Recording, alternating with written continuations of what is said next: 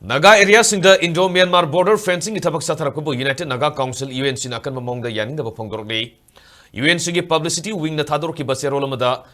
Union Home Minister da fawba kumjali singni kunmari gi January gi tang 18 da serol pisinduna Nagana taba mafam singda Indo-Myanmar border fencing itabak lepna haikrobasu kumjali singani kunmanga gi January gi tang 15 da UNC gi president NG Lorhona lusingba CNPO Ansam MSU ANCFM Ramo NCSC amasung Satang Soktong Lamlong Kunau amasung Waksu Khul Singi Lusingba Sing Yauba Apunba Kanguna Haktainani Yangsilubada Border Pillar number 81 gi mapada thabakasi paikhalamba thengnaki adubu thabakasina Satangi Nagana taba mafam singda saungna sokhalei Traditional boundary natheiduna amadi naga khul singa tanadana India amasung Myanmar anina imaginary line da Ngamkhei leptoktuna Sambal Khaba-Da UNC na Yaba Ngamloi Maramaduna Pibam Masida, Palm the Botok Boxing Torak Labadi, Center Masung Manipurna,